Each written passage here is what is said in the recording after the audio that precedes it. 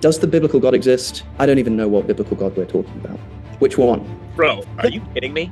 You keep misquoting me like throughout this debate. I did not give that in my opening. That was a response. How lucky Cliffe and Stuart must feel to reside in a stronghold of the one true religion, given just how much variance there is out in the world. Obviously, you have your hair on your face manicured very nicely. That is so dishonest, it's scary. And you guys, if you're going to be honest, you know you have no solution other than despair. So Alex finishes his opening statement. He's pretty pleased with his performance. He's grinning. Phil is grinning. Now look over at the Knechtles. Look at Cliffe. And look at Stuart.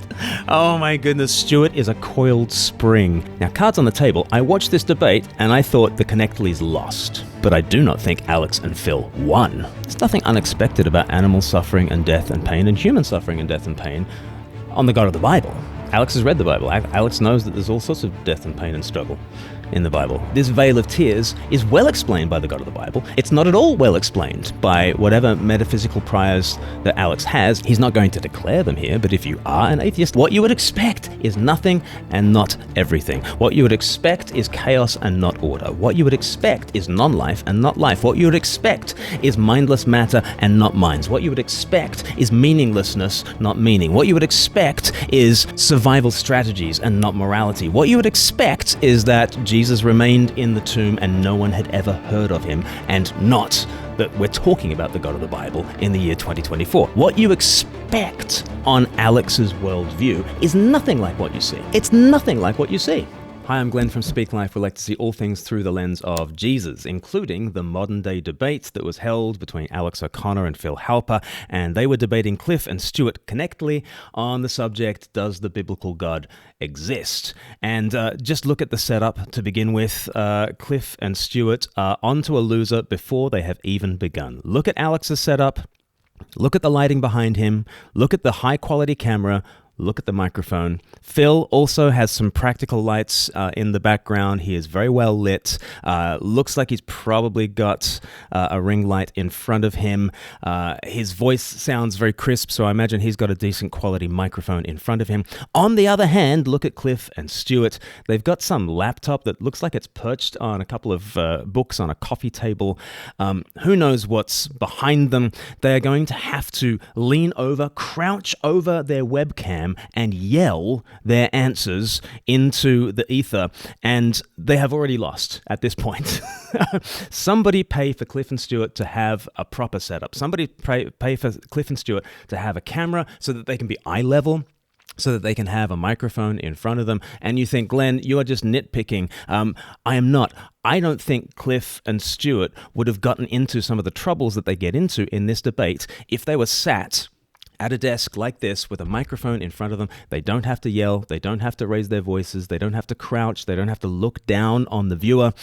They can simply sit and make calm, compassionate points in the debate. They failed to do that.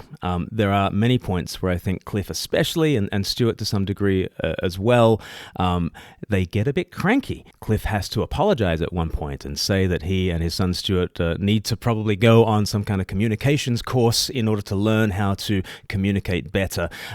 There are some technical issues that have made it more difficult for them to communicate. I don't think that absolves either of them from the duty to not lose their cool, but I think a setup would have really helped. Another thing to really pay attention to in this debate is the fact that we've got two Brits and two Americans. And what a provocative American sounds like and what a provocative Brit sounds like are incredibly different things.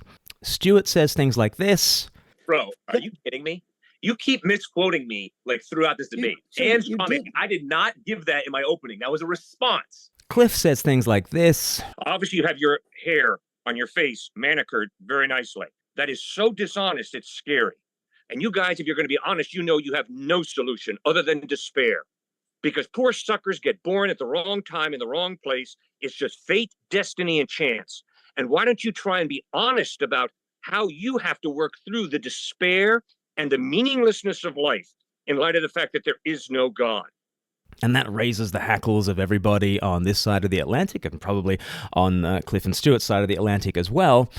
But notice that Alex and Phil, even though they speak in much more measured tones, can be incredibly provocative too in their own way, like when Alex says this. How lucky Cliffe and Stuart must feel to reside in a stronghold of the one true religion, given just how much variance there is out in the world. To many people outside of the Oxford bubble and outside of England and outside of the south of England especially, that might not sound like an incredibly provocative thing to say, but to those from the New World, I'm from the New World, I'm from Australia, I lived in the Oxford bubble, I was at the next door college to Alex for 3 years, I was 20 years earlier than him at Oxford, but it really raised my hackles, my shoulders are getting up around my ears even now, thinking about some of the ways that posh English people speak, and it raises hackles in those who are not used to such environments. And I think there's a degree to which certain people within the south of England and within certain spheres of academia, let's say,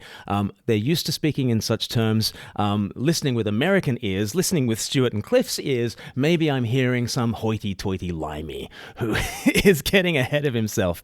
And yet, I think either side, they are deaf to their own provocations because that's kind of the mode in which they speak normally.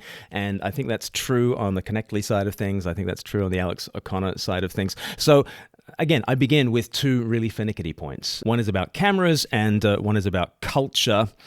But let's now get down to the substance of the debate. And Stuart started with his opening 5 minutes, and then we come to Cliffe and his opening 5 minutes, of course, because they're on the affirmative. They are affirming that the God of the Bible exists. They get to go first. And I want to show you, before we talk about the different ways in which things go wrong on the Knechtle side of things, I want to show you that what Cliffe begins with is golden. And if you just stick with Cliffe's points to begin with, I think they can answer pretty much everything that's thrown at them from the other side. So let's have a look at Cliffe's opening. I think it's fantastic. The reason that I believe in the biblical God is, first of all, I believe that non-existence cannot produce existence. That's absurd. Secondly, I don't think it's possible for chaos to produce order. That's ridiculous. Thirdly, I don't believe that it's possible for the rational to be created by the non-rational. The rational points me to a rational creator. Next point is, I don't think that meaning comes from matter, or that love comes from matter, or that free will comes from matter. Matter is simply matter. And when I observe people, when I experience life, I'm convinced that there is more to reality, there's more to you, there's more to me than simply complex chemical reactions, than simply matter. Then when I look at Jesus Christ, I begin to understand that indeed he is reliable. No, I cannot prove God. I cannot prove Christ. That's not the question. I can prove almost nothing in life. Rather, the question is, in light of the evidence, what is most reasonable, what is most plausible to believe? And when you look at the historical evidence of the way Jesus lived, taught, died, and rose from the dead, I think the evidence is rather clear. He is trustworthy in a way that none of the options are.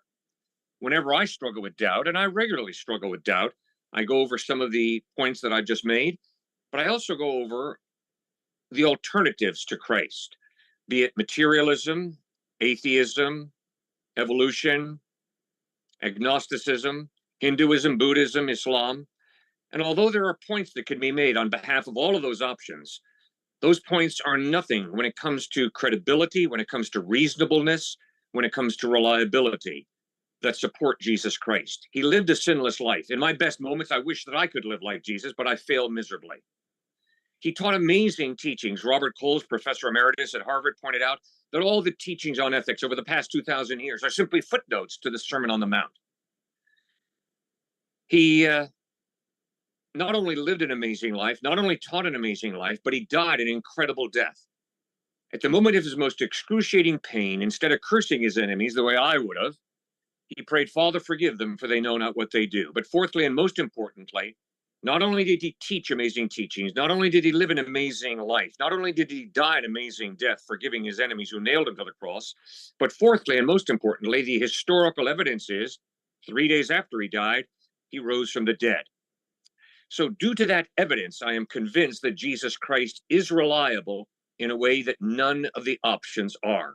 That is a phenomenal opening to a debate. Let me tell you why. A number of times during the debate, Alex will say to the other side that what we see in the world is unexpected if Christianity is true.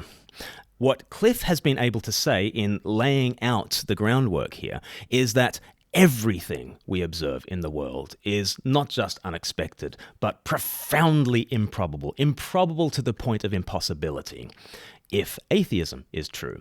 Because if atheism is true, then what we would expect is nothing and not everything, and yet what we see is everything. If we've had the miracle of everything from nothing, then I guess the next thing that we would expect is that there is simply background radiation and cosmic rubble flying around as debris in the world. What we would not expect is order. What we would expect on atheism is chaos to reign. What we in fact observe is a phenomenal level of fine-tuning to the cosmos. And so, strike two against atheism at that point. And then thirdly, what we would expect if atheism is true is not for life to emerge from non-life, especially not without a God to work this miracle of resurrection. No, what we would expect on atheism is chemistry, perhaps, but not biology. And fourthly, what we would expect if atheism is true is perhaps some biology, but why on earth would we have rational thought, as Cliffe says? Why have we gone from biology to psychology? Amazingly. All of these leaps from nothing to everything, from chaos to order, from non-life to life, and from biology to psychology, all of these leaps are incredible leaps of faith. We would not expect any of those leaps, none of them, under atheism. We would not expect any of this. And then he keeps going and he says you would not expect a world of meaning when it's just a world of matter on atheism. You would not expect that. You would not think of morals as the way certainly objectivists think of morals if the world is just matter in motion. So what have we got? We've got everything when you'd expect nothing. We've got order when you would expect chaos. We've got life when you would expect non-life. We've got consciousness when you would expect mindless matter. We've got meaning when you would expect meaninglessness. And we've got morality when you would expect simple survival strategies, right? And then seventhly, Cliffe points to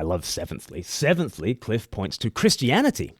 On atheism, you would not expect a movement to have been founded and pioneered by a guy who's crucified in his early 30s by the Romans.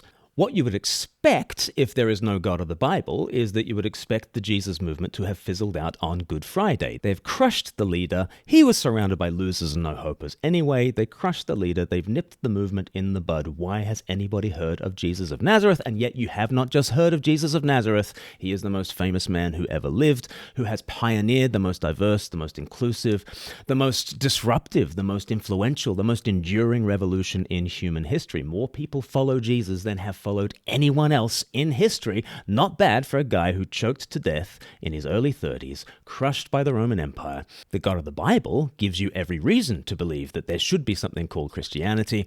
On atheism, it is unexpected that this movement has taken over the world. Cliffe has 7 incredible realities that he's bringing to bear on this debate, and Alex and Phil must get over all 7 hurdles before they can even have a problem with suffering, before they can even have a problem with judgment, before they can even have a problem with the Old Testament. They are living in a universe which assumes Christianity and meaning and morality and consciousness and life and order and reality and something rather than nothing. They assume all those things which are totally unexpected, if not absurdly improbable on atheism. And they rely on all 7 of those things in order to have a problem with suffering, in order to have a problem with the God of the Bible. Now, cards on the table, I watched this debate and I thought the Knechtles lost. We'll get into why I thought that in a second. But I do not think Alex and Phil won the debate. In order to win, they've got to show why it would be expected on their worldview that you would get these 7 utterly improbable realities. We live in a world in which Christianity is a thing, in which morality and moral intuitions, at least, are things, in which meaning is a thing, in which consciousness is a thing, in which life is a thing, in which the fine-tuning of the universe is a thing, in which we exist rather than not exist. All of those are absurdly improbable on Alex and Phil's view, and they didn't do anything in this debate, I don't think, to make me see that atheism accounts for any of those 7 realities. They merely take the skeptical position. And okay, they are opposing the motion. They don't need to affirm their own motion. They just need to bring down the proposition being that the biblical God exists. But as they do so, they are standing on those 7 realities, and all 7 realities are not expected on their worldview. Okay, so Cliffe rounds out the opening statements from those proposing the motion that the God of the Bible exists. Now we go to Phil, who is the first to oppose the motion. And here's the sorts of things he says. And I'll start with an argument I published in the International Journal for Philosophy of Religion called the expanded problem of animal suffering. Now, we all know the standard problem of suffering. If God is all-powerful, he could prevent suffering. If he's all good, he should want to. So why is there suffering? Now, one traditional answer from Christians is that suffering came into the world because of human sin. And indeed, that's what Cliffe frequently appeals to. However, science has discovered that animals have been suffering for hundreds of millions of years before humans ever existed, which strongly undermines this key Christian argument. Science has also revealed that the very engine of our creation involves mass extinctions and the brutality of evolution. Why would God choose these violent processes to get to us? And why does he command and commit cruelty to animals? In Deuteronomy, God orders those of a town who advocate worshipping a different God to be put to the sword, but not just the people, but also their animals. The same for the Amalekites. God orders their destruction, including their animals. God drowned almost all the animals in the world, including puppies and kittens. Puppies and kittens, remember, puppies and kittens. Because of human sin. In the 10 plagues, as well as killing all the firstborn Egyptian domestic animals, he turns the Nile into blood and all the fish drown. Jesus exorcises demons into a herd of 2,000 pigs who then run off a cliff and drown. It seems the biblical God loves drowning innocent animals. Now, right now, there is a mass extinction event at the hands of humans. It's primarily because we eat meat. Now, God could foresee this tragedy and tweak our diets to avoid it. But he didn't.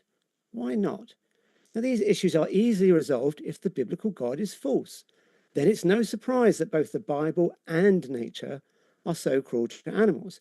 Now, theists sometimes reply to this by running the moral argument, but this depends on trusting our moral intuitions. And if we can do that, then we should reject the cruel biblical God. And if we can't, then the moral argument fails. Either way, God fails. Sidebar just on debate technique and the technicalities of this debate.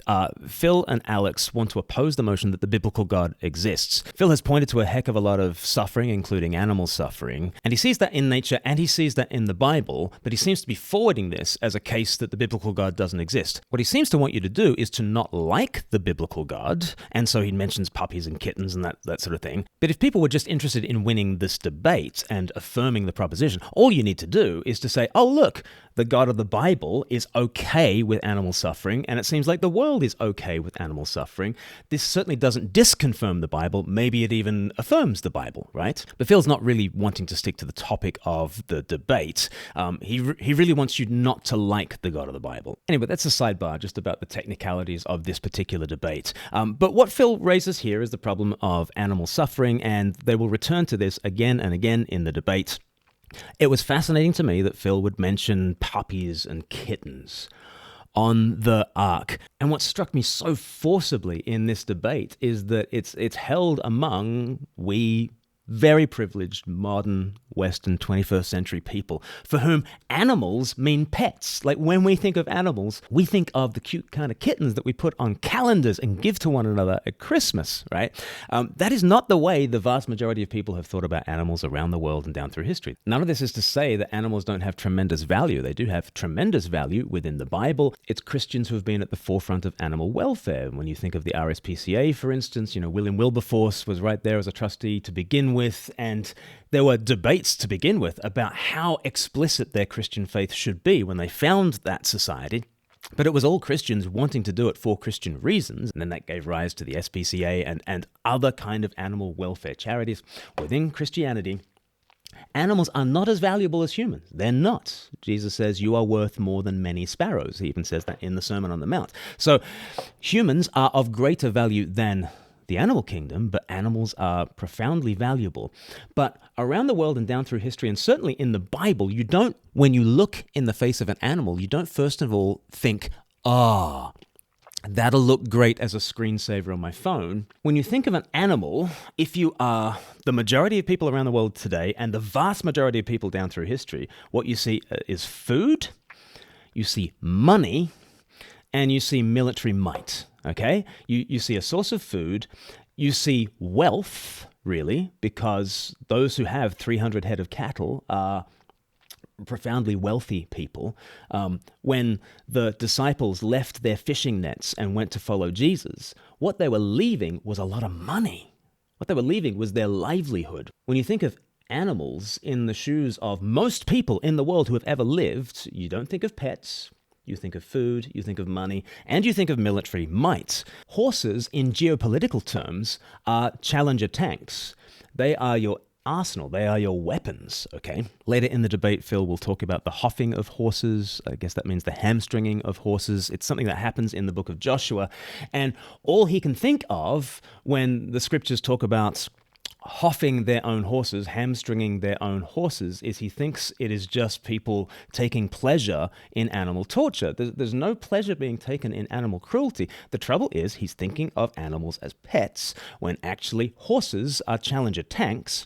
And what the Lord is doing is telling the Israelites, you need to strip back all your armaments.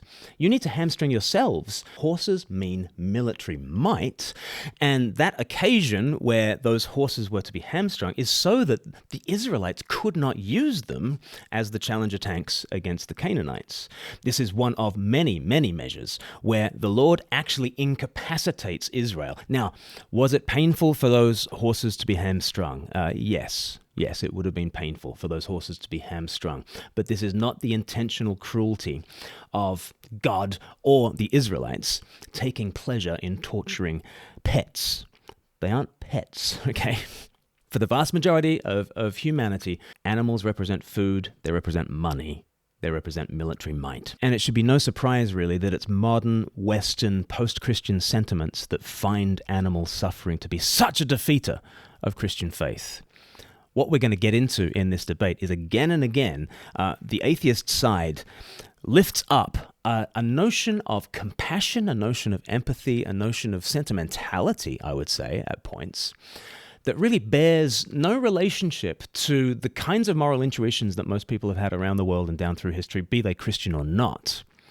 They are specifically post-Christian notions. To a degree, they are Christian because absolutely Jesus of Nazareth has foregrounded compassion in terms of the moral sentiments that we value nowadays. But we have in the West, in turning our backs on Christianity, kept a notion of compassion, but we've divorced that notion of compassion from the Bible, from the gospel story, from Christianity, and from every other virtue, from every other value, so that now compassion reigns supreme. And we're in the situation that G.K. Chesterton spoke of, where the virtues have now run amok. Every so-called defeater that comes from the atheist side is one that is based on a notion of compassion. And so suffering, in particular, animal suffering, is brought up. Judgment is brought up. It sounds not very much like benevolence personified for the God of the universe to judge. That is brought up.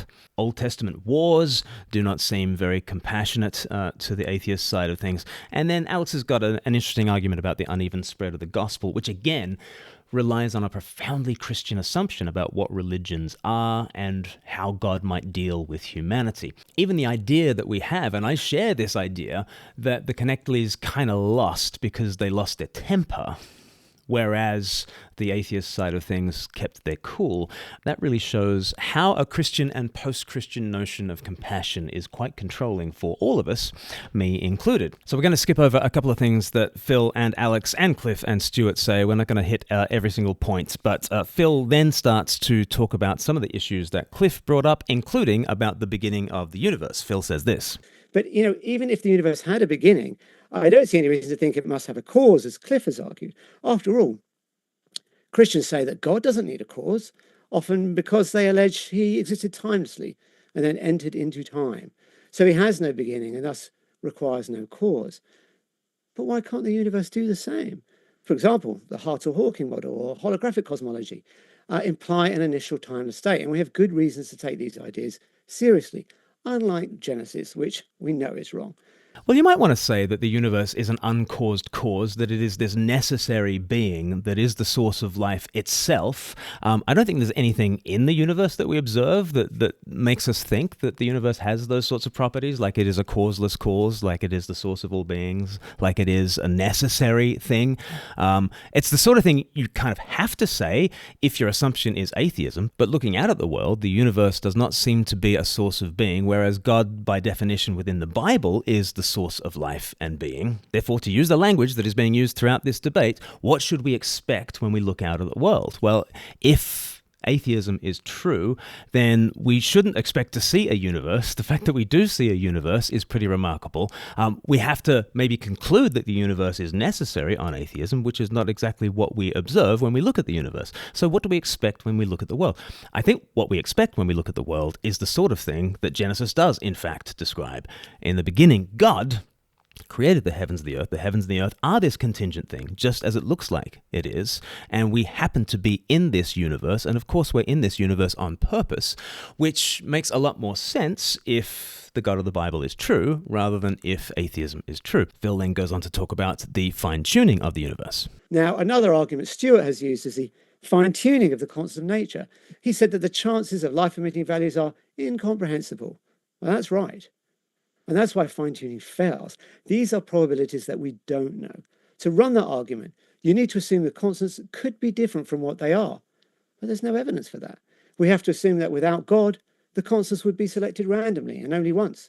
We've got no evidence for that either. We have to assume God would select life-emitting constants. But since he can make life in any conceivable universe, then our universe looks even less likely with God than without. This is a stunning thing to think. Imagine you walk through a forest and let's, in honor of William Paley, imagine that you stumble across a watch. So you discover this pocket watch on the forest floor, you pick it up, you look and you see it's incredibly well designed for telling the time. What are you going to conclude from this well-tuned pocket watch? I mean, you might say that, it seems like there are a million different designs that would not lead to a pocket watch. This is the kind of pocket watch that could only be designed in a very certain way. Therefore what? Therefore, there is a clever pocket watch manufacturer.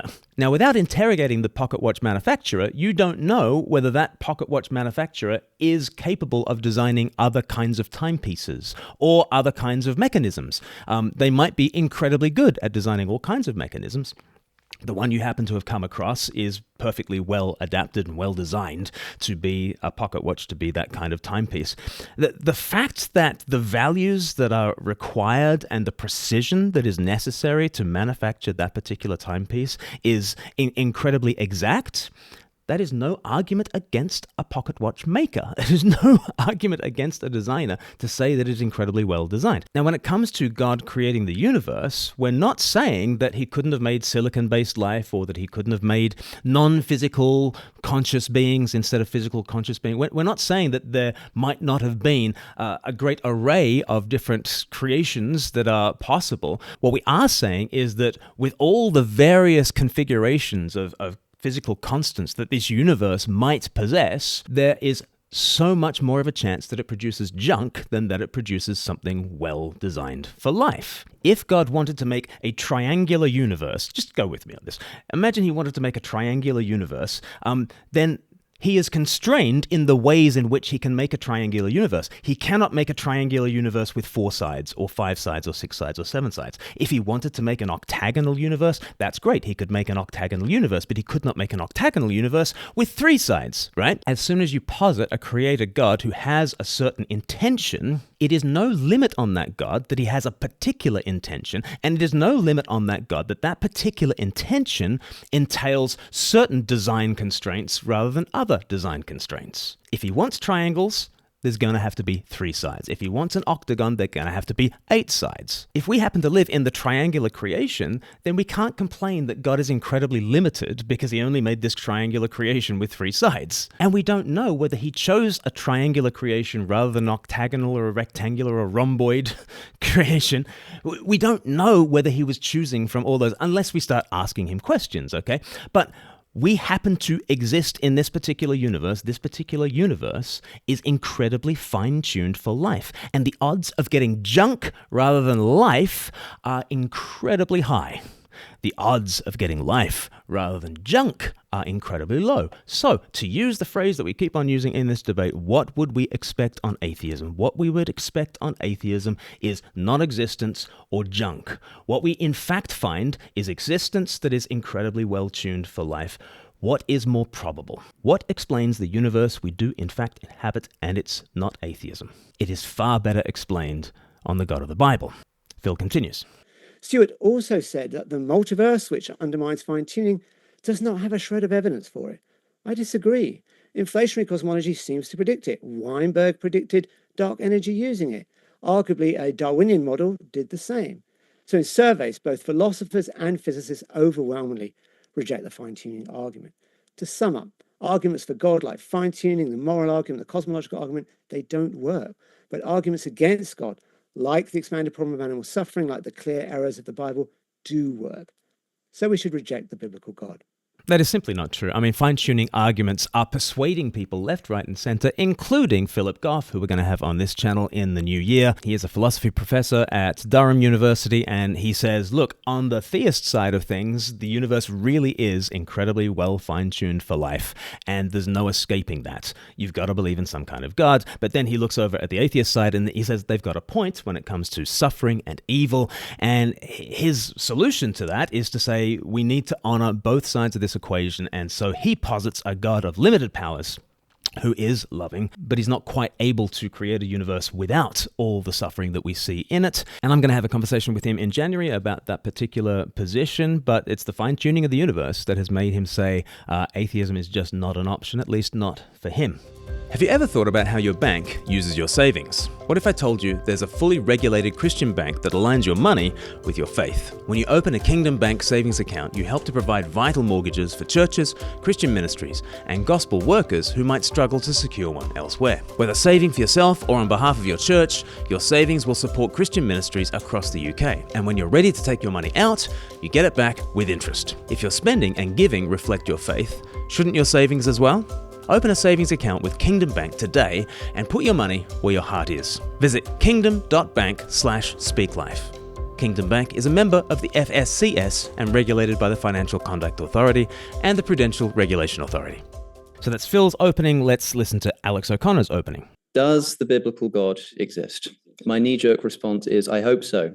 It does, of course, promise eternal life and concrete moral purpose. I hope so. That's interesting. Blaise Pascal said, when you are talking to people who despise religion, show them that it's not intellectually silly. And then he says, make people of goodwill wish it were true, then show them that it is. Interesting that Alex hopes that something like biblical Christianity is true.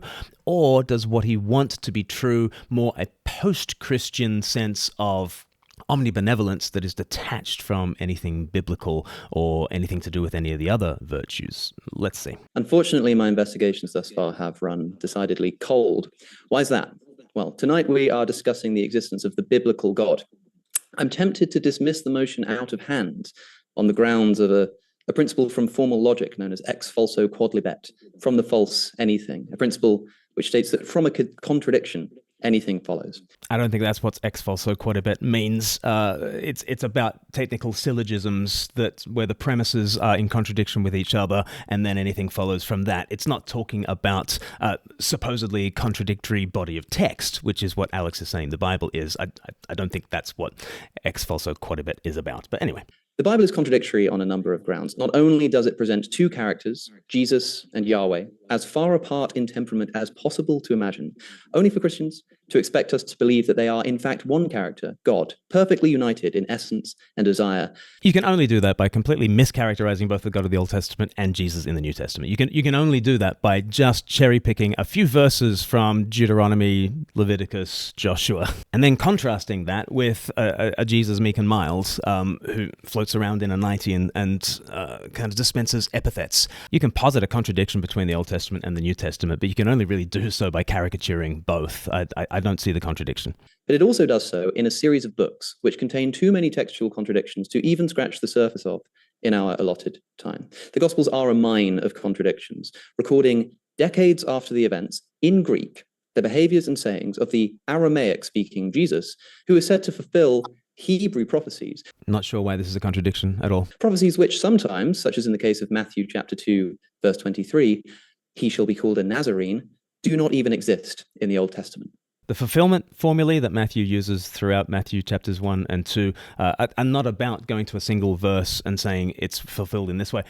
Jesus goes down to Egypt, and that is in fulfillment of the verse in Hosea chapter 11 that says, "And I will bring him up from Egypt." What's going on is not fulfillment of verses per se. What is going on is the fulfillment of the very shape of the Old Testament. And there seems to be a play on the word netzer, which means branch, and multiple prophets actually predict that the Messiah would be called the branch. You can see Zechariah 3 or Zechariah 6 or Jeremiah 25 or Isaiah 4, Isaiah 11. He is the branch, the netzer. Just to look at one of them, Isaiah 11, "A shoot will come up from the stump of Jesse. From his roots a branch will bear fruit." And the word branch is literally the word from which Nazareth is taken. He will be a Nazarene. What Matthew seems to be saying is that this Jesus who is born, he is the Isaiah 11 chapter 1 kind of a guy. So I have some questions for Cliffe and Stuart this evening. And it's good to see you both again. I so much enjoyed our conversation. I'm glad to do this in the context of now a debate. Here are my questions. Alex treats debates and conversations very, very differently. It was all very pally in the conversation, but he does treat debates like they are theatre. With Richard Dawkins, for instance, he says this about debates and what he gets out of debates. My understanding of debates is that a lot of the time they are just theatre. And I think that as long as you recognise that's what you're doing, there's no strict problem with doing that. It's a good way to get people to get excited about a subject. It's a good way to introduce them to some of the arguments that they might want to go and study at home. But the idea that it's a place for exhaustive, presentation of a worldview while you're doing it in front of a person whose entire job is to make you essentially, or at least your arguments, look bad and look flawed. Yeah. And an audience with a proneness to fidgeting and getting bored and preferring to be a bit entertained or to laugh, that's the arena that you're walking into. That's something, in other words, that I've learned about doing debates. As I've done them in the past, I've gone in thinking, I'm not even going to really research the person that I'm about to debate because I want to sort of, really engage on the spot. And I had this idea that I'm going in with a real desire to get to the truth. Whereas as time goes on, you begin to realize that actually it's something of a performance in many ways. So debates are entertainment, they are theatre, and I think that's something to do with why Cliffe and Stuart get a little bit cranky with Alex, because they had enjoyed a congenial conversation, and then they are thrust into a debate where it's no holds barred, and Alex attempts to go beast mode on them. Beast mode as Alex would do it, not as other people would do it, and I think they were kind of shocked by the way in which Alex was able to step into that role and do the theatrical debate thing. He does it well. What day did Jesus die? The Synoptic Gospels say that he died on the Passover. John's Gospel said he died the day before. What time was Jesus crucified? Mark's Gospel has it at 9 a.m. In John, Jesus is still stood before Pilate at noon. On timings, later on, Cliffe very rightly points out that what people thought in Judea and what people thought in Galilee about timing and about dates was very different. The Greek-speaking world and the Hebraic-speaking world thought very differently about these things. Many people have found harmonies on this. I'm not sure why these facts should rock anyone's faith. Did Jesus carry his cross the whole way, or did Simon of Cyrene help him out? Depends which gospel you read. So some mention Simon and some don't. I'm still not seeing the contradiction.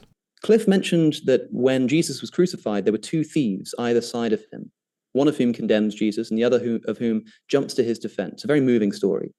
Of course, that's what happens in the Gospel of Luke. But in the Gospels of Mark and the Gospel of Matthew, both of the thieves next to Jesus mock him on the cross. So which is it? John doesn't mention it at all. Cliffe quite rightly points out later on in the debate that one of them began the day hurling abuse at Jesus and converted and turned. And Jesus said to him, "Today you will be with me in paradise." This is a bit of a head scratcher. Alex begins in the mode of formal logic and brings ex falso quodlibet and thinks that he's dealing with syllogisms, and then brings contradictions that are in no way, shape or form, they're not even textual contradictions. They're not even unable to be harmonized textually. They're certainly not logical contradictions in any way, shape or form.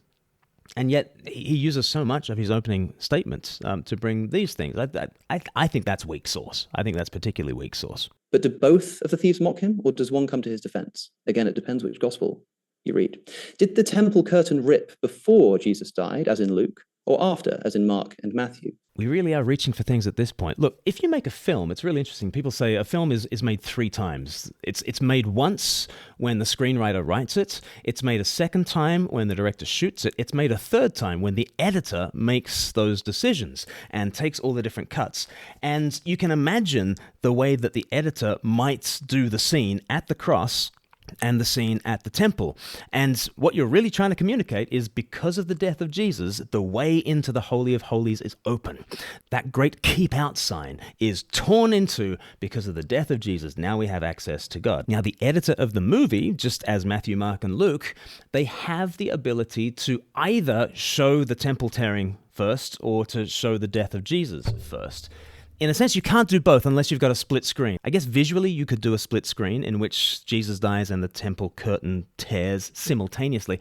Actually, in text, you can't do it. So you've either got to put it before you mention the last breath of Jesus, or you do it after you mention the last breath of Jesus. I see no contradiction in Matthew saying that it's Jesus' death, and now let's switch the camera angle to the curtain in the temple, whereas Luke mentions the tearing of the curtain and Jesus' death second.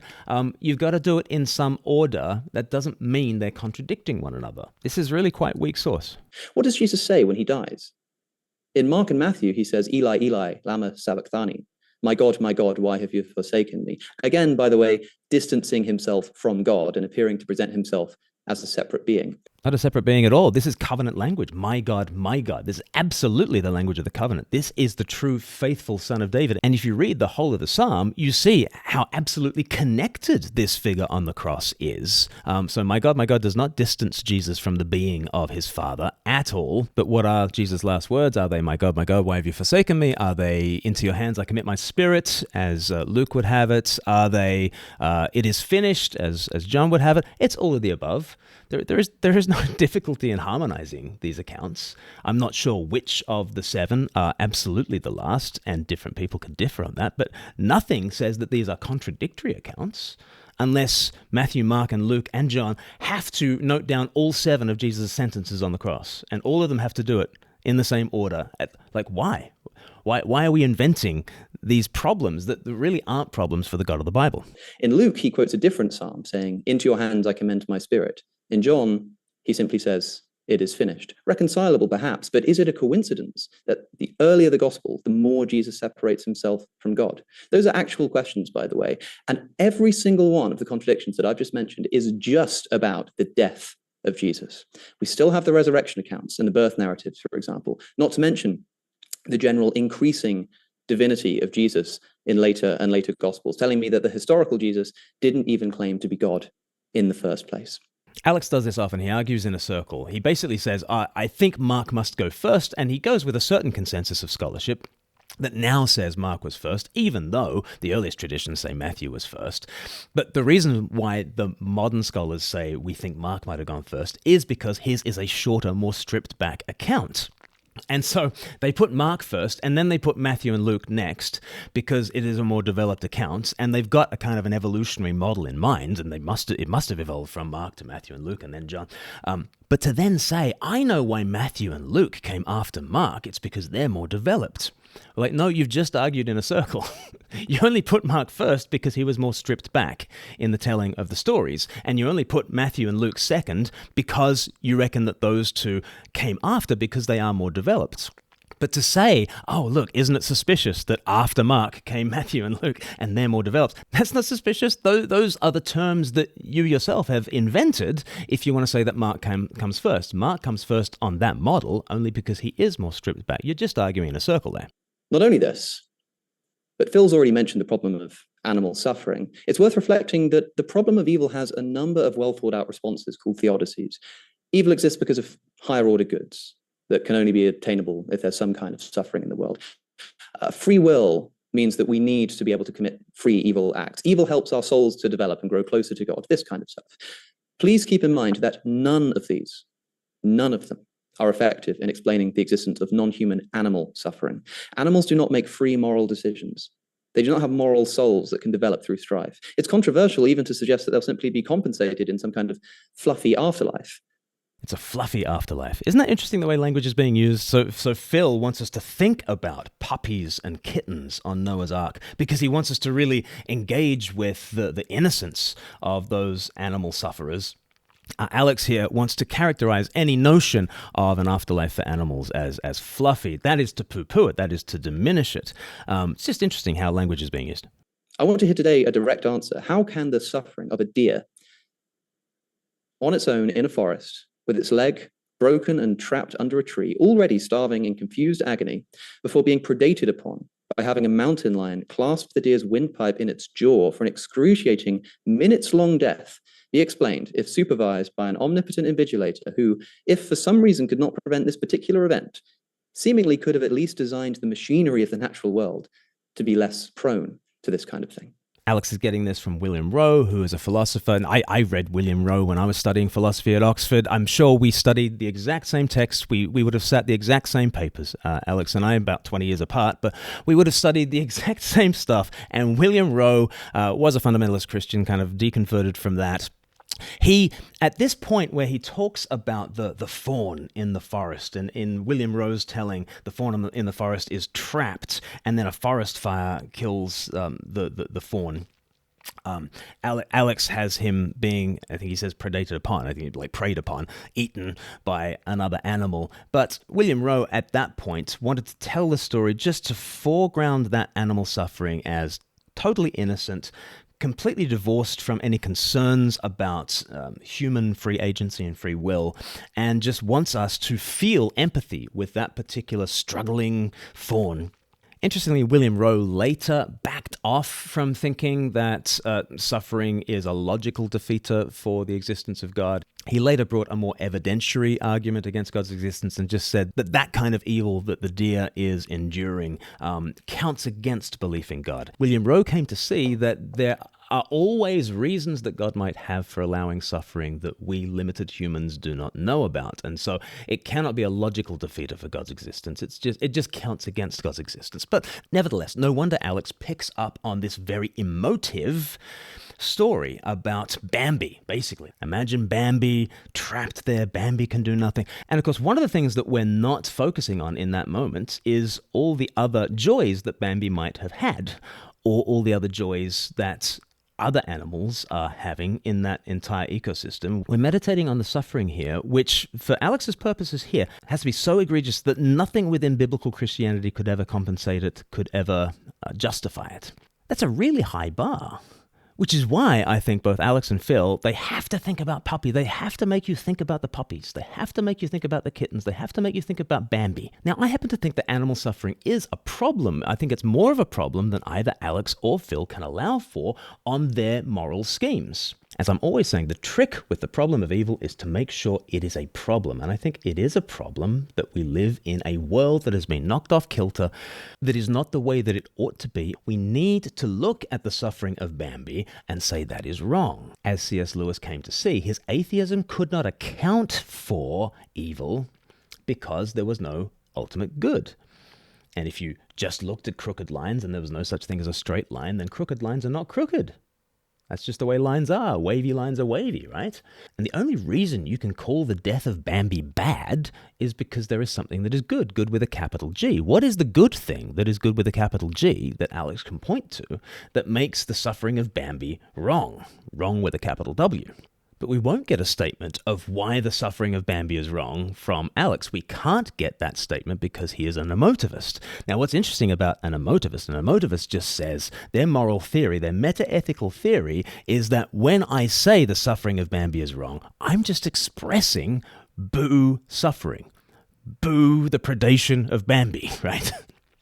And when I say that human rights are good and to champion the cause of human rights in the face of great injustice is right, then I'm just saying, yay, human rights. And I'm expressing approval or disapproval, and that really is the content of any moral approbation or disapprobation. Alex is an emotivist. Emotivists gonna emote, and they're going to make us focus on Bambi. But they're not going to make us focus on the beauty of Bambi and the beauty that the deer had enjoyed all throughout their lives. And this brings in Alex's utilitarianism, because on utilitarianism, what you're really trying to do is maximize pleasure and minimize pain.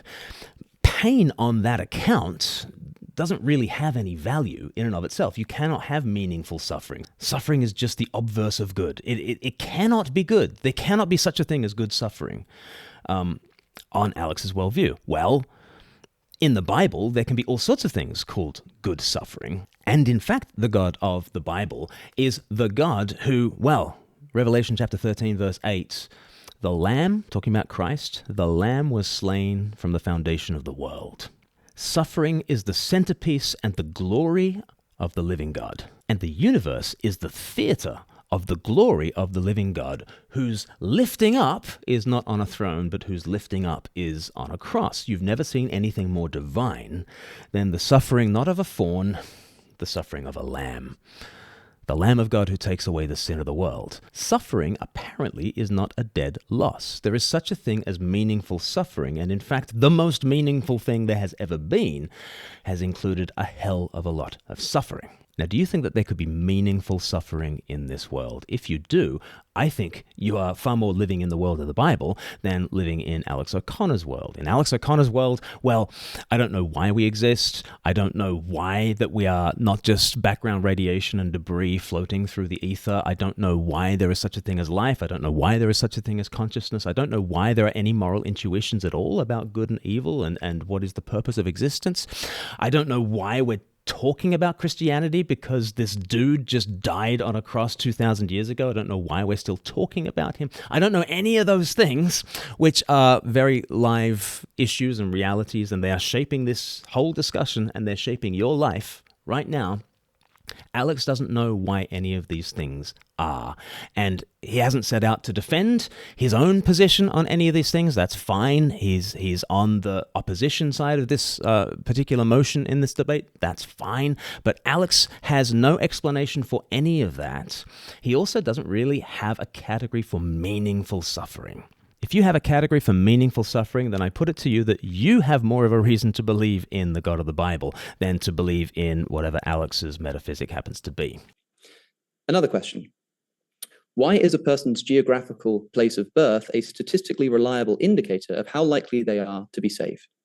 This is Stephen Mateson's argument. The populace of Connecticut is around 70% Christian, let alone theistic, whereas the populace of Thailand is 95% Buddhist, and therefore at best 5% theistic. I'm told by St. Paul in Romans that, quote, what may be known about God is plain to them, because God has made it plain to them. For since the creation of the world, God's invisible qualities, his eternal power, his divine nature, have been clearly seen, being understood from what has been made, so that people are without excuse. Why then should I expect this God to provide more compelling evidence to those in New England than to those in Southeast Asia? Or are the Thai just orders of magnitude more naturally incredulous? And if so, why? How lucky Cliffe and Stuart must feel to reside in a stronghold of the one true religion, given just how much variance there is out in the world. Again, why is a person's geographical place of birth a reliable statistical indicator of how likely they are to be saved? On our hypothesis of atheism, religion is a product not of divine revelation, but of evolved local mythologies and customs, married to political influence and military conquest. Religious beliefs varying by region and culture in a statistically and historically predictable manner, whilst a trouble for the propositions theology is not only consistent with our worldview, but expected on it. This is what I mean by the Oxford diction, the Oxford style. How fortunate that Cliffe and Stuart live in Connecticut. That's going to rile people from the New World. It riles Australians, that way of speaking, and it probably contributed to the riling of Cliffe and Stuart. They should have kept it together a lot more than they did. But I hope you can see that style of speaking. I love him for it. I love Alex for it. It is theatre, and it's great theatre. But let's address ourselves to this issue of the spread of Christianity. I mean, let's have a look at how different religions are spread throughout the world. Here is where Islam is spread. 95% of Muslims live in North Africa, the Middle East, and Indonesia. Okay, 95% of them, which means only 5% of Muslims live outside those little green bits. When you think of Hinduism, 92% of Hindus live in the Indian subcontinent. 8% is spread around the rest of the world. You go to Buddhism, and in that little corner of Southeast Asia, well, it's not such a little corner, but compared to the rest of the world, it's quite a little corner. But 88% of Buddhists live in that part of the world, which means 12% are spread throughout the rest of the world. But what about Christianity? Well, you just cannot geographically predict. If you're in certain places in the Middle East, there are certain geopolitical reasons why, especially in the last 20 years, the Christian community has been utterly decimated.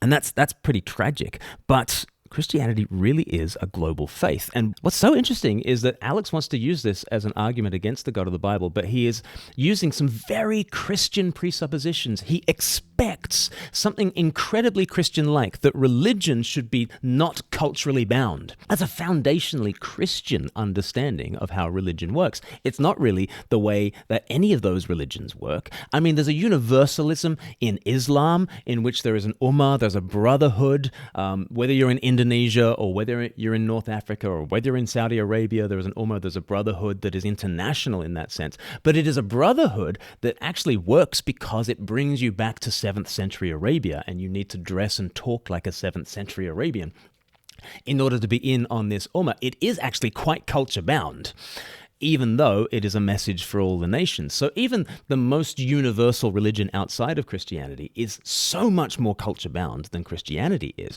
But by and large, religion is a very culture-bound thing, and the gods of this nation are not necessarily the gods of that nation. It's Christianity that has really scaled this idea that there is a God of the whole world, and you can remain an Australian, and you can worship the God of the Hebrews, and you do not have to become an Israelite in order to worship the God of Israel.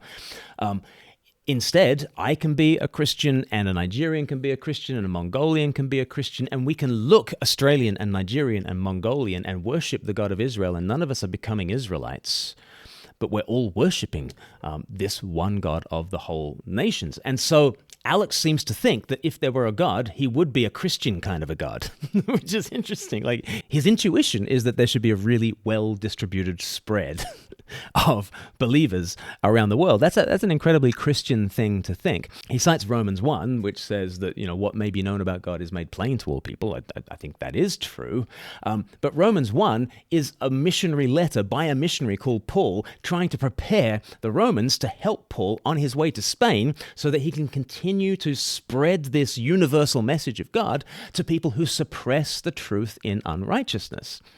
You got to read the whole verse in Romans chapter 1, and you got to read the whole letter, because the Bible is very clear that, yes, there is one God of all the nations, but what God is growing on planet Earth is not simply an awareness of a God of heaven.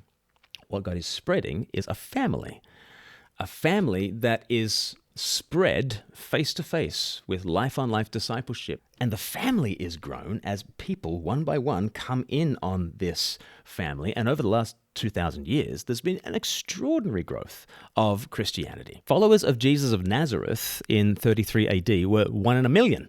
Now it's like 1 in 3 in the world, and it's been expanding all through the last 2,000 years. That is an extraordinary thing on atheism. It is to be expected if the God of the Bible is indeed true. So I don't think the spread of faith makes the point that Alex thinks it makes. I think it actually opposes his point. But anyway. The same is true of animal suffering. What would we expect to see if the world was being supervised by benevolence itself? Benevolence himself. I absolutely believe that God is love. I absolutely believe that Jesus Christ is compassion on legs. I absolutely believe that, but I refuse to divorce benevolence himself from the gospel story in which he manifests that benevolence, and it involves a heck of a lot of suffering. It involves the hell of the cross, as well as a very embodied resurrection at the end of all things. I don't really know what Alex means by benevolence, but if what he means by benevolence is divorced from suffering, pain, death, the valley of deep shadow, then not only is his definition of benevolence completely divorced from the Bible, I think it's also divorced from the realities of modern life, and especially the realities of modern life around the world and down through history. Most people have had a place for kindness and compassion, but most people have also recognized that life is incredibly hard. Benevolence himself still judges the world, according to the Bible. Benevolence himself still goes through suffering and still expects us to go through suffering. None of that betrays the fact that he is benevolence himself. I don't know what concept of benevolence Alex is talking about, but I don't think it's a particularly biblical concept of benevolence, and I'm not sure that it actually tracks with how most people experience the world either. And what do we find? Natural selection is the mechanism of animal development, which does not just involve, but relies upon death and destruction to the extent that 99.9% of the species, let alone the individual creatures that have ever existed on this planet, have been brutally wiped from existence in some of the most painful ways imaginable. There's been a heck of a lot of life, and there's been death. A heck of a lot of life, and there's been death. Why does he focus only on the death? I don't understand.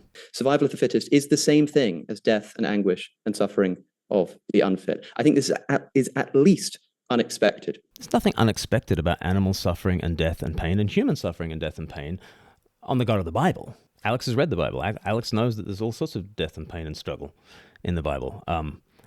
I would say that this veil of tears is well explained by the God of the Bible. It's not at all well explained by whatever metaphysical priors that Alex has. He's not going to declare them here, but if you are an atheist, let me just remind you that what you would expect is nothing and not everything. What you would expect is chaos and not order. What you would expect is non-life and not life. What you would expect is mindless matter and not minds. What you would expect is meaninglessness, not meaning. What you would expect is survival strategies and not morality. What you would expect is that Jesus remained in the tomb and no one had ever heard of him, and not that we're talking about the God of the Bible in the year 2024. In fact, you would not expect that it is the year 2024 because you don't believe in the year of our Lord, 2024. What you expect on Alex's worldview is nothing like what you see. It's nothing like what you see. It's very, very well explained by the God of the Bible, who makes clear we must walk through the valley of the shadow of death. We must. The Son of God at our head goes through the valley of the shadow of death. He doesn't get beamed up out of the valley. He pioneers the way through. The Lamb was slain from the foundation of the world. Now, does that twist your melon when it comes to the Lamb slain from the foundation of the world, who is himself benevolence? Well, yes, but maybe we need to figure out what benevolence really means. Because I think when we understand benevolence as cross and resurrection, we won't just understand the Bible better, I think we will understand the world better, and we'll be able to suffer better in this life. If we assume naturalism, however, the world is just an amoral arena of accidentally existing organisms fighting in a blind struggle for survival in a world of limited resources. Again, we do not just explain the reality of the world, we also come to expect it. So, an unreliable source pointing to a fragmented God who, despite being the essence of benevolence, designs and consistently oversees systems of untold suffering and sometimes commands its infliction directly himself. The very moral intuition that Cliffe and Stuart are relying upon to make a case for God's existence. Well, you know that certain things are right or wrong. You know that's not just a matter of opinion, are the very moral intuitions that we're invited to discard with when faced with basically anything that the God of the Old Testament does. Does the biblical God exist? I don't even know what biblical God we're talking about. Which one? So Alex finishes his opening statement with some rhetorical flourish. He's pretty pleased with his performance. He's grinning. Phil is grinning. Now look over at the Knechtles. Look at Cliffe. And look at Stuart. Oh my goodness, Stuart is a coiled spring. And when it now comes to the open time of discussion, Stuart is going to launch himself at this camera. And again, the setup is so bad. The Knechtles, like, you guys, you need to get the camera at eye level. You need to have a good microphone so that you're not crouching over the camera and unleashing. Because this is what happens. Let's have a look. All right. I'll start. First of all, Phil, I don't know where he's getting his philosophy of religion and his statistics, but just to keep him honest for a second, check out Nature magazine, a highly secular, atheistic journal magazine, I would call it, over here. And over 40% of Harvard med school professors and Harvard philosophers at large, teachers, say that there is a personal biblical God. Over 40% are then agnostic and say that they are not sure. Cliff's very proud of his son. Look at that. Look at the look from a father to a son. I do like that. That's a nice freeze frame. So the highest level of thinking, at least here in the U.S., Oxford and Cambridge could be higher, but I'm dubious. And they outright say, the majority say that there is a biblical God that exists. A very small percentage are atheists. They're atheists. Maybe that's largely because they're scared, because so many people think that they're snobbish and they're arrogant, atheists, that is. But I believe it's based off of evidence that all these Harvard professors at Harvard Med and undergrad have come to. So that's Nature magazine. That's not Christianity Today. That's no Christian magazine or type of literature. That's your literature, my friend. Your literature, my friend. Yeah. Okay, so Stuart's pumped and he leaps at the camera and he says, my friend, and he points the finger. He calls Hume an idiot here. David Hume had an incredible influence here when it came to the miraculous and denying the miraculous. I think he's an idiot. That causes Phil's eyebrows to nearly leap off his forehead, quite understandably.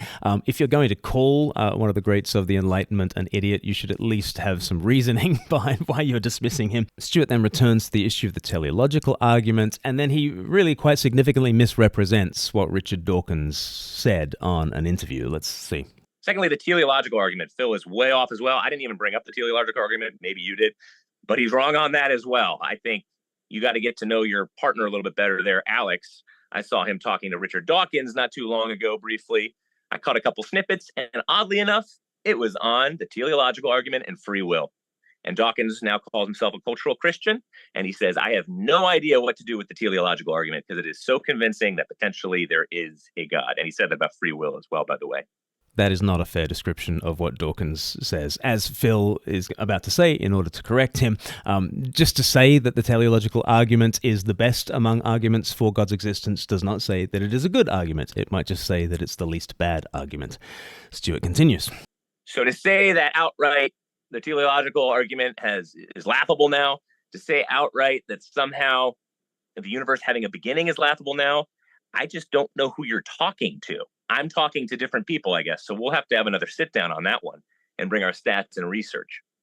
So those are big pieces of evidence. Alex has also said to me before, I just need a revelation and then I'll believe in God. That's all I need. Just a revelation. That sounds exactly like Richard Dawkins. Stuart at this point is bringing up lots of things that have happened outside the debate, and there's so much on the table right now. I'm not really sure why we're bringing more things in from stuff that Alex has said in other interviews, stuff that Richard Dawkins has said on another interview. I'm not sure why we're piling the table high with unanswered questions when there are a heck of a lot of other unanswered questions that just need dealing with. Cliffe's opening is where you should be camping out, not bringing in other unanswered questions. And what does Richard Dawkins say? Well, my revelation changes about every year. So his first one was, well, if the stars align and say, Richard, believe in me, I am God, then I will believe God. Pardon my interruptions. I just want to be sure. Maybe this is the last point, and then we'll kick this back is last into point. that. You bet. So I want to know what kind of revelation Alex wants, and what kind of revelation does he want the boy in Myanmar or wherever else to have in order to believe in God, for this God to be fair and morally good. Because Richard Dawkins switched and he said, you know what, actually, I need more than that because I could be hallucinating in terms of those stars aligning. And I hear that from all the top atheists. Now, maybe Alex is talking about a different form of revelation. I want to be fair to him. But I see the consistency, the moving of the goalposts all the time. So instead of dealing with the many open questions that are on the table, Stuart's sort of added an extra open question. There's a little bit of back and forth between Alex and Phil and Stuart. And then at this point, Stuart then brings in his father, Cliffe. All right, Cliffe's about to jump out of his skin over here. So I better let him roll. Sure. It's an honor talking with you two gentlemen. I'm a little shocked that I heard that Genesis teaches that there's a steel dome over the universe, over the earth.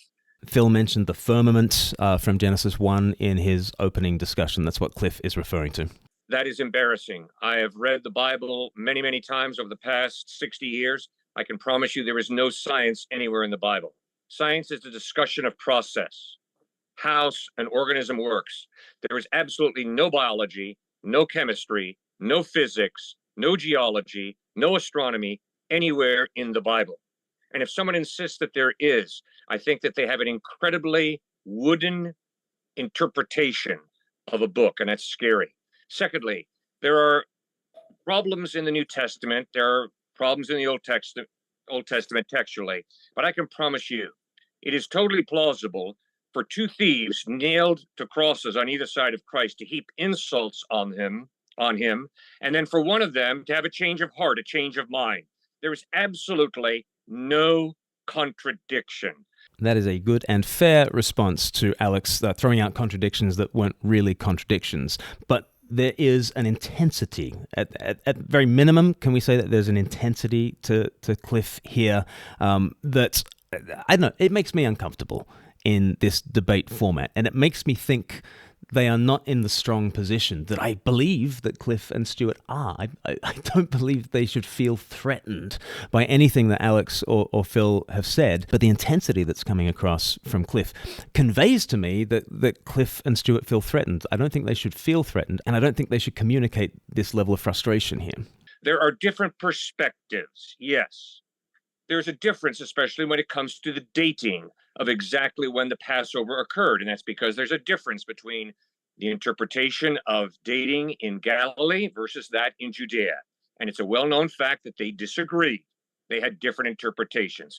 So to be all psyched out about different interpretations of exactly when the Passover occurred, I'm afraid is a type of hyperskepticism that if you applied that to all of reality would lead you to be a very lonely, very isolated person.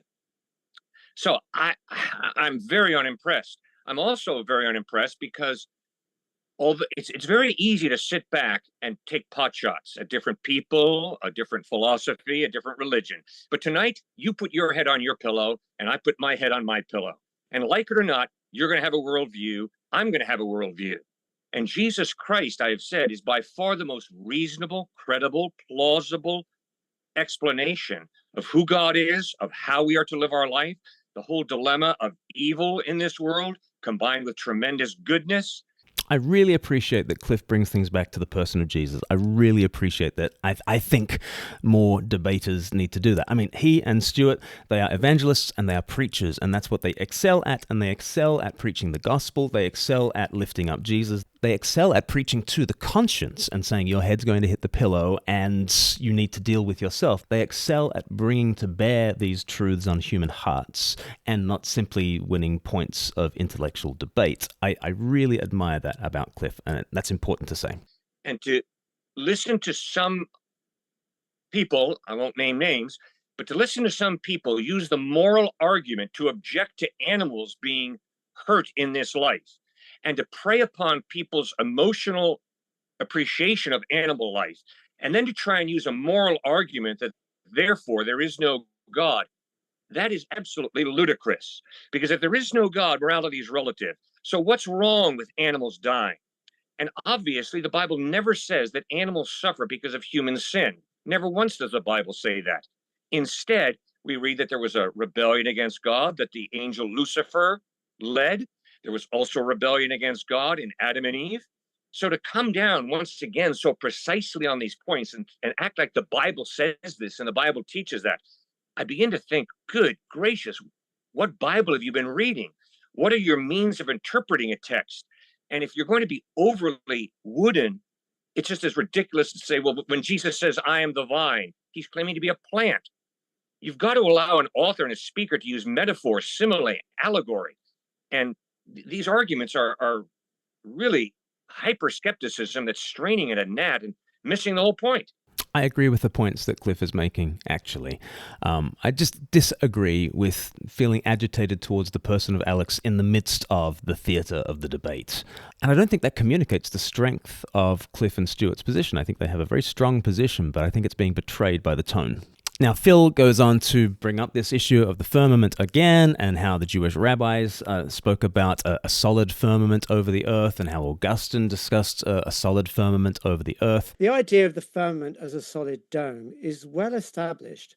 I mean, even St. Augustine, let me quote you from him. So what? He said, hang on, let me finish, Cliff. Let me just read the quote. He's not the Bible. St. Augustine no, is I know. Martin Luther's Martin Luther. Well, Okay. I'm using arguments. Sorry, I'm not can using I... hot shots to at be each. sure. Okay?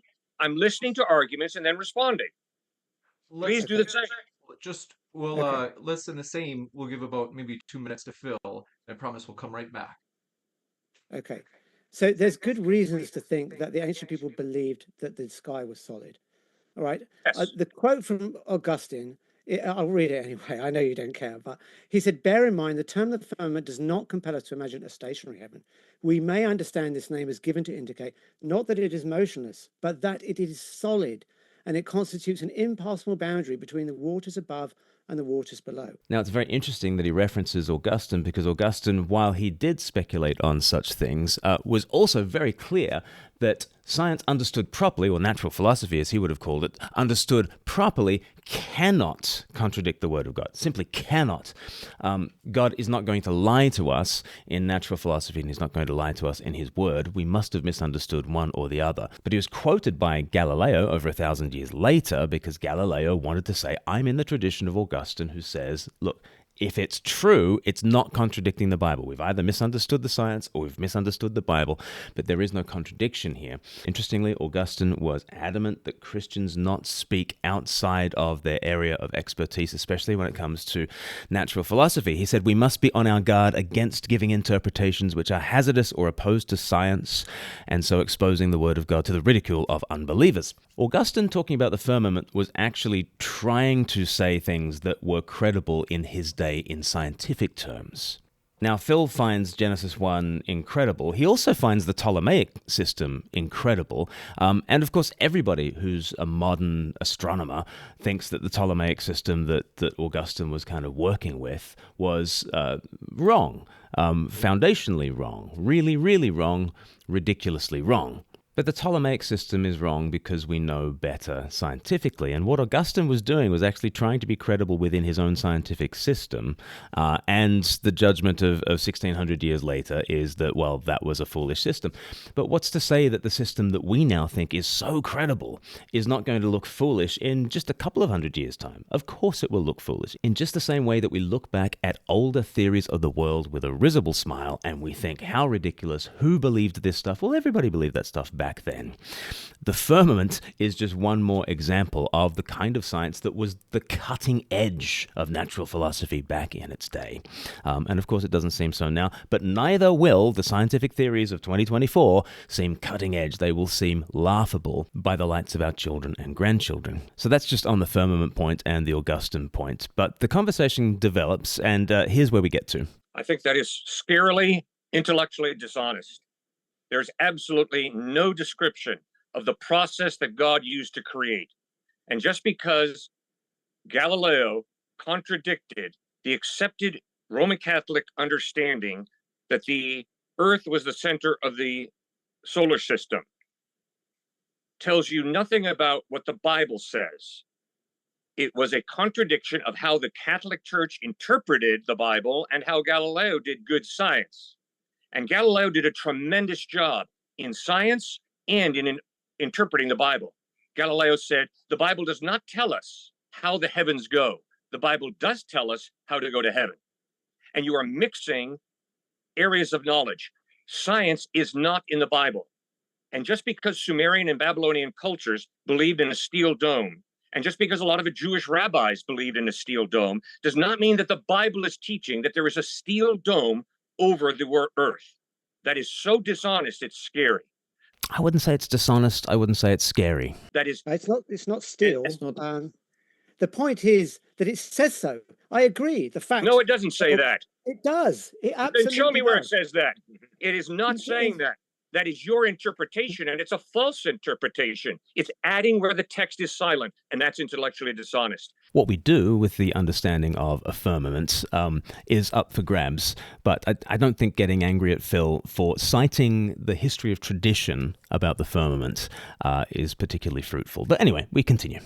Let's continue with Alex asking Cliffe and Stuart about Matthew chapter 27 and about how people rose from the dead and were seen in Jerusalem after the crucifixion of Jesus. Does Cliffe believe that that actually happened? Do you think that happened? Yes, I do think that happened. Now, Alex, it's time for you to answer my question. What is the alternative to the biblical God, Jesus Christ, that you accept as more reliable? And secondly, what's the evidence that that alternative to Christ is really reliable? I'm an agnostic. I don't submit to know what the ultimate answers to human existence are, but I don't think that the evidence for Christianity being the correct one is plausible. So give me the more plausible one. That was my question, Alex. What's the more plausible one that you have chosen to follow? Because obviously you're dressed a certain way. Obviously you have your hair on your face manicured very nicely. I don't think hair is manicured. I think nails are manicured, aren't they? And toenails are pedicured. I guess hair is coiffured. I don't know. Any French speakers, you can let me know. Phil finds that very funny, and I find it funny. Like, it does come across as passive aggressive. You know, you've done your hair very nicely. When you start to draw attention to the appearance of your opponent in a debate, it's not a good look, ironically enough. Phil's amused by it. I think a lot of Christians are kind of cringing at that point, because that's the sort of line that seems to be born of anger. It might not be born of anger. It might just be born of complete, compassionate concern for the soul of Alex O'Connor, but it comes across as a little bit snide, as a little bit angry. The point, though, that Cliffe is trying to make is that Alex went to the trouble of looking nice for this video because he thought it was a meaningful thing to do. There was purpose in carrying himself throughout life. And what Cliffe is trying to do is to say, look, existentially, you can't be agnostic. Nobody is agnostic, actually, at that fundamental existential level, because you have to live for something. And to be agnostic at that level is it's a performative contradiction, because he's shown up to say things meaningfully, but all the while he's saying that nothing is meaningful. That is a performative contradiction. Later on, Cliffe will say he doesn't know certain answers to some limited apologetic questions. That's actually a different kind of agnosticism to the performative agnosticism of Alex O'Connor. Alex O'Connor is agnostic about the meaning of all things, and yet seems to treat life, in some regards, as meaningful. That is a different kind of agnosticism, and it's a different kind of contradiction to Cliffe saying that he's sure about Jesus, but he's unsure about certain aspects of the Bible and how you harmonize bits of the Bible. This will become important later in the debate, because Alex will have a little gotcha moment with Cliffe, where Cliffe says, I don't know, to a question, and Alex says, oh, I thought I don't know was off the table, because I thought we couldn't be agnostic. That is to misunderstand Cliffe's point. Cliffe's point is actually a more profound point than you might imagine, but he doesn't do himself any favors by drawing attention to Alex's appearance, and it makes it sound like Cliffe is being a little bit snide here, which will backfire on Cliffe when Alex says to Cliffe, you can't be an agnostic either, can you? That deer, leg trapped under a branch, on its own, no moral free choice, no moral soul development, no people looking at this with a chance to save them, giving them an ability to achieve some higher order good. The question is, why? Why is this allowed? And bear in mind, that I don't know is not an answer. Oh, yes, it is an answer. I don't know is called honesty, Alex. And if I don't know... Well, there we have it then. I agree with you. I don't know is called I'll honesty. give you my best Agnosticism on this question is called honesty. We don't know. You don't know. I don't know. Unfair, messed up world. That deer is not born into the Garden of Eden. And because we are born into an unfair, messed up world, I've got a bigger concern than the deer. A few minutes on is the most that Alex will expand positively on his ethical, moral vision for life. He says this.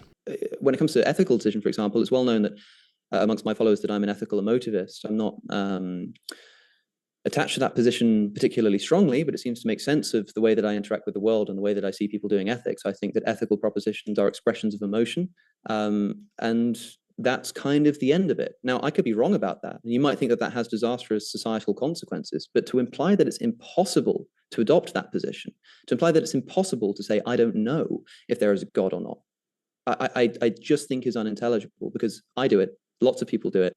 It's not just that you're claiming that it's irrational, but that it's impossible. You say I'm forced to make, I'm forced to, of course I have motivations for my actions. You know, when I do X or Y, especially when it's a so-called moral decision, of course I have a motivation, but as an ethical emotivist, I believe that I'm just expressing an emotional state. And that is perhaps a pessimistic conclusion, but that's not to say a false one. This is good. We've got clarity on this issue to some degree. Cliffe is pressing Alex on, is it a contradiction to say that you don't believe in meaning ultimately and yet you live meaningfully in the midst of a meaningless universe? Alex has answered the way that Alex has answered. I still think there is a tension between a meaningless universe and nevertheless living that meaningful life in the midst of it. I think Cliffe has exposed that gap, but here's where the conversation gets to. The topic for our debate is, does the biblical God exist? And I think we provided very good reasons to say that he does not. And I don't think you've addressed, for example, the cruelty to animals in the Bible, in nature. You haven't really given a good, let's just take a specific example, right? In Deuteronomy, we are told that if a town goes around and says, worship another God, you are to kill all of them, including their animals. Now, what justifies that? That's question number one. Again, we look at animals, we think of pets. Most of the world and most of history has thought of food, they have thought of wealth, and they've thought of military might. Now, Deuteronomy 31 is the Lord saying, as you bring the judicial and divine judgment of the Lord against that culture, I don't want you to profit from that culture. You are not to go to war against that culture so that you can get rich. That's what the animals mean.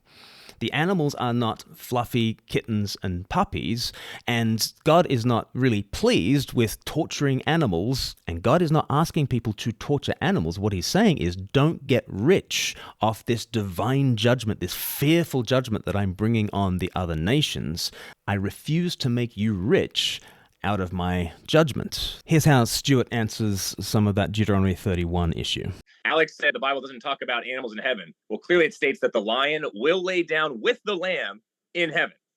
So who's to say when ultimately animals are swept up, for example, in a bomb in Iraq? I'm sure some squirrels have been swept up in a bomb. Who's to say that that's not justifiable in any sort of way? When we live in a tremendously broken world, you talked about it yourself earlier, over 90% of the suffering we go through is done by humans. So, no, I'm not going to give you I don't want to say that I don't have a problem with it. Sure, there's some moral feelings that I have where it's, man, God, why do you allow this to happen? But you need to come to the conclusion that the most reluctant atheist across the pond where you guys live, named C.S. Lewis, he had the opposite response as you do right now. He talks about animal as well as human suffering, and his moral outrage towards it shows that there is a moral law, that there is justice ultimately that's objective, and that would be from God. That really is a good point. I mean, if you are outraged by the innocent suffering of animals, that is not predicted on atheism. That is not predicted on the survival of the fittest. It is far better predicted on theism, Christian theism, and the God of the Bible, and the Christian Revolution that has upturned our presuppositions. I think our intuitions are much better predicted by the God of the Bible. But Stuart goes on. Then secondly, Pilgrim at Tinker Creek, the great Pulitzer Prize winning author over here, Annie Dillard. Read it yourself. She came to believe in God and then a Christian as well as this huge atheist because of her moral outrage over what she saw mainly with insects in the swamp behind her house that she studied for over a year. When she saw different forms of insects landing on the backs of frogs and slowly sucking their brains out, she didn't have this response that you and Alex did, which is, oh, there could be no God who would allow something like that to happen. No, she had the opposite response. And she said, my moral outrage leads me to believing that there is moral objectivity out there. I have a real issue with it. If there wasn't, I wouldn't have a big issue with it. It's just, this is how nature operates, and I got to be okay with that. So these animals, some of the biggest atheists have come, and I follow what they're saying. That makes sense to me. It checks out. He's actually making some decent points, but just look at the top chat. Lol, this guy's son is so emotional, sarcastic, and indignant. Very unlike Christian behavior from the representation. Get your emotions in control. These Knechtles are emotional wrecks. Somebody better call in a wellness check on them after this stream ends. Being angry does not equal being right. These guys are easily hopped up on cocaine, right? That is the way that people are responding to the Knechtles, and it's a real shame because they've got good points and they don't need to feel threatened.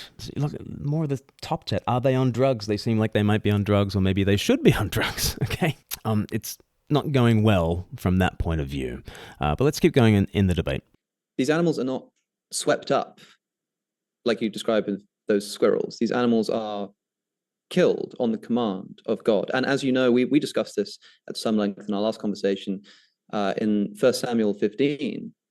The best of the livestock are kept alive by Saul. And when he approaches Samuel, Samuel informs him that God has said he regretted he made Saul king. Why did God regret that he made Saul king? Because he kept alive the animals that he was supposed to kill. This is not like there is some kind of natural order which requires a balanced ecosystem which will involve predation and this kind of thing. This is God saying, go into this town, kill the men, kill the women, kill the children and the infants, and kill the animals. And when Saul does not kill the animals and leaves some of them alive, God regrets that he made Saul king. Phil's question, I think, is to explain how this kind of command can be justified. Not animals getting swept up as a foreseen but unintended consequence of the natural order or war, but no, go and kill them. And if you don't kill them all, you're going to be punished for it. Why? These are fearful verses, and I'm not saying there are easy answers here, but at the heart of the answer to this question is animals are not pets for the vast majority of human beings. They are not kittens and puppies.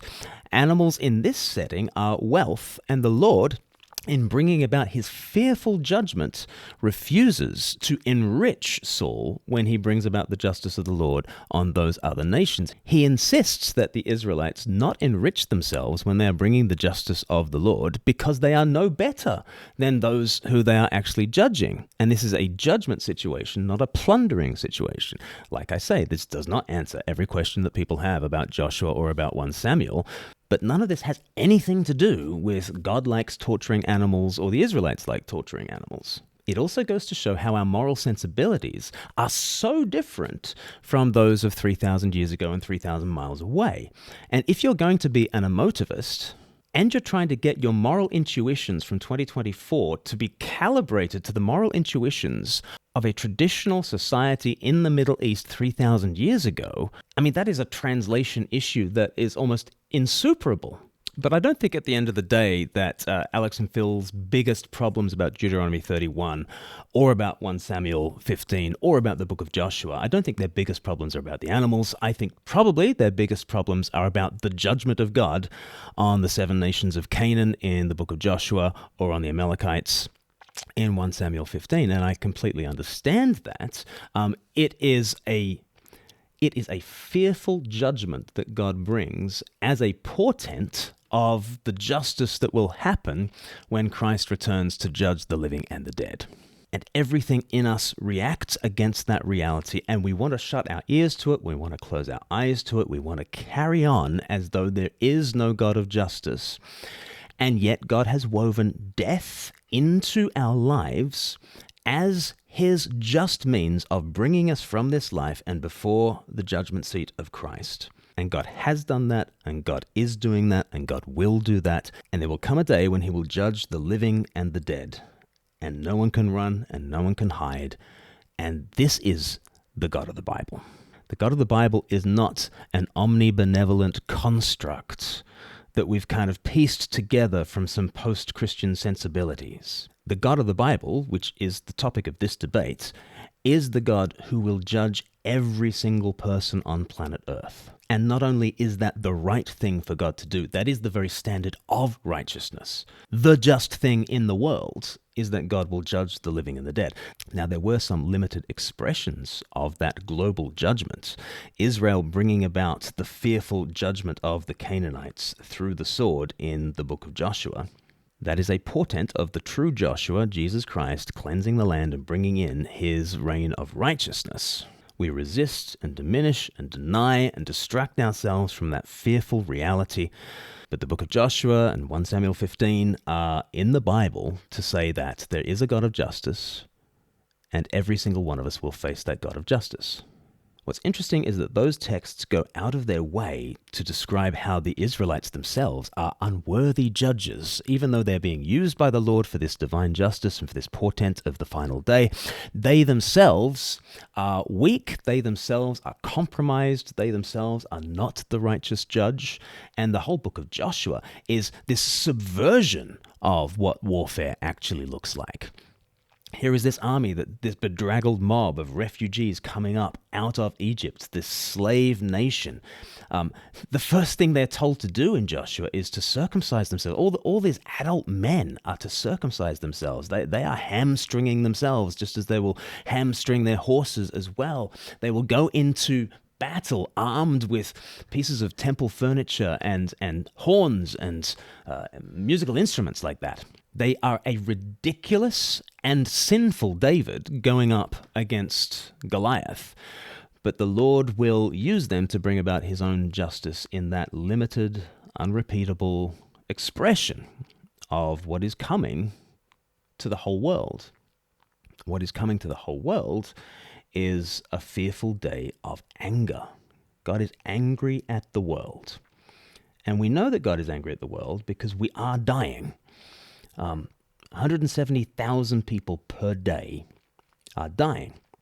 Now, that does not make God a murderer any more than Shakespeare murdered Hamlet. Shakespeare didn't murder Hamlet. Laertes murdered Hamlet, right? Shakespeare gave Hamlet life. Shakespeare giveth and Shakespeare taketh away. Blessed be the name of Shakespeare, to reappropriate the words from Job. Shakespeare is in a different moral category to Laertes. Laertes is putting Hamlet to death. Shakespeare has actually given him life and breath and all things. Shakespeare is not a murderer of Hamlet, and God is not a murderer of people. By nature, God is not in the same moral category as you or I. He is the source of life and well-being. When he brings somebody from this life before the judgment seat of Christ, he has wronged nobody. We all have a certain number of heartbeats, and when that number is up, our number is up. And God has wronged none of us in doing any of that. The God of the Bible, though, is a God of justice and a God who says, I kill and I make alive. It says that in 1 Samuel as well. In fact, what he is doing is bringing justice to a world that is unjust, a world that is constantly wronging other people. On the topic of a world that is constantly wronging other people, we as a human race are killing babies 200,000 times a day. Are you angered by that? If you're not, there's something wrong with your moral compass. God is angered by that. This is emblematic of the kind of sin that humanity is not only capable of, but humanity carries out multiple times each second. 200,000 abortions a day on planet Earth, 73 million per year, which means every month is the equivalent of the Holocaust, every month. Should God be angry at this world? Is God angry at this world? Yes, he is. Is there a judgment on this world? There already is a judgment on this world, right? 170,000 people die each day, which means they are moved from this world to the judgment seat of Christ. Now, that's not the end of the story, certainly not for those who trust in Jesus. There is a future. I kill and I make alive, says the God of 1 Samuel. There is resurrection, there is glory. I believe there is also resurrection and glory for animals. Okay, there's plenty in the scriptures about that too. But the pathway is down and up, facing that judgment. But then, clinging to Christ, well, he is the one who goes through the valley of the shadow of death. And through his death and resurrection, he pioneers a path, and we can walk with him through suffering and into that glory. Does God have reasons for bringing about suffering in this world? Yes. First of all, there is judgment for sin. Second of all, there is the fact that his glory is expressed in the Lamb who was slain. The Lamb was slain before the foundation of the world. In this debate, they get into different discussions of when did the fall happen, and is the fallenness of this world simply tied to Adam and Eve's sin?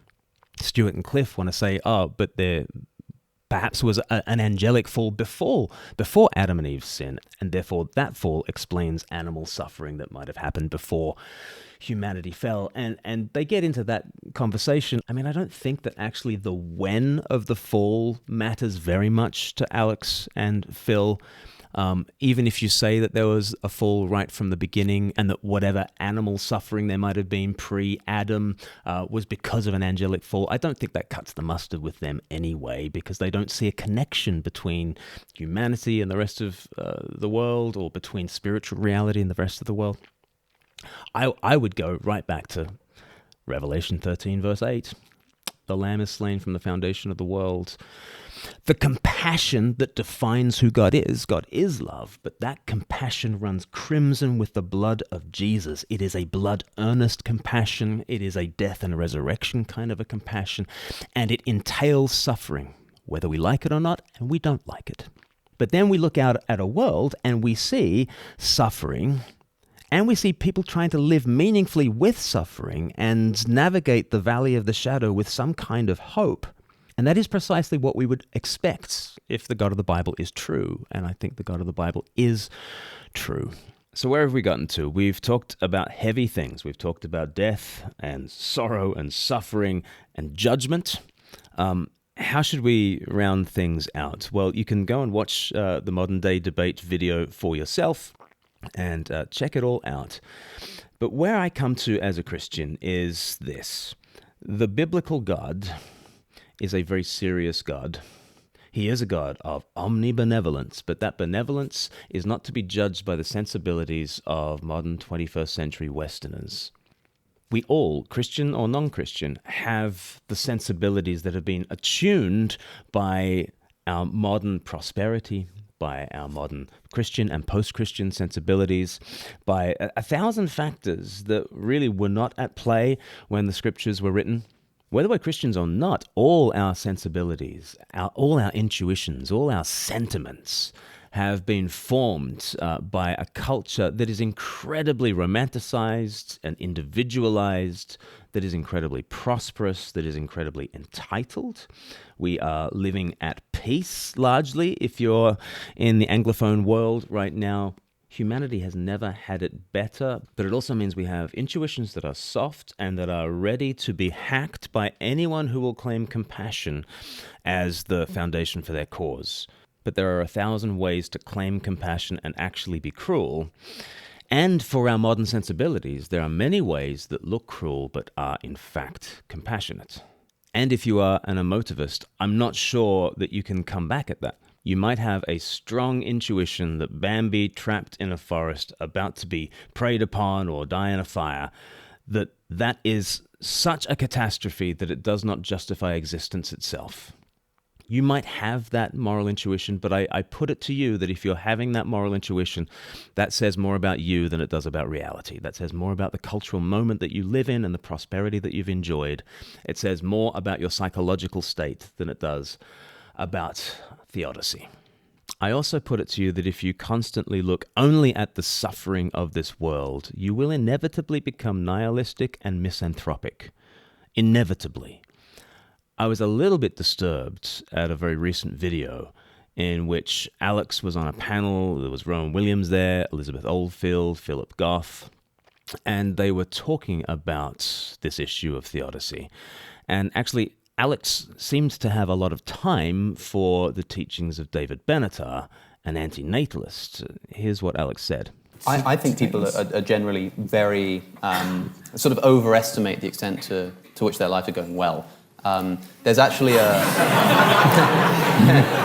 Plays it for laughs, but I think this goes in some disturbing ways, actually. I think it's called the Pollyanna principle or something like that. David Benatar, the anti-natalist, talks about this a lot because he tries to convince people that it's immoral to have children. But not just this reason, but he does also convince you that your life is... He makes an argument that even if your life goes really well, it's still immoral to have children. And then the next chapter is, even still, your life is going much worse than you think it is, and here's why. So people are often sort of looking back that they struggle to identify the bad parts, and they're sort of have like an optimistic bias. I do think suffering abounds, menial suffering. If suffering can be just defined as an experience which is not wanted when experienced, broadly speaking, being a bit uncomfortable in your chair, having to walk upstairs, having to stand up and sit down, all of these acts that you don't even think about, when you actually add them up, it's quite a lot of menial suffering that goes on. There are menial joys too, but I think that if you were to do a calculus and add up all of those menial sufferings and all of those menial joys, I suspect the suffering would come out on top, but I don't know. I think that's absurd, and I think that's dangerous, and I think that comes from an incredibly privileged, modern, Western position that we are all in. And I don't fault Alex for having that view. I pretty much have that view. I am an entitled ingrate, and I tend to focus on all that's going wrong in my life when everything seems to be going right. And that is diabolical, though. That view, that David Benatar view, is literally diabolical. There is the serpent slithering into the garden. It's paradise, and yet the serpent wants Adam and Eve to fix on the one boundary. Forget that every tree in the garden is good for food and pleasing to the eye. He wants them to focus on the boundary, not on the bounty, but on the boundary.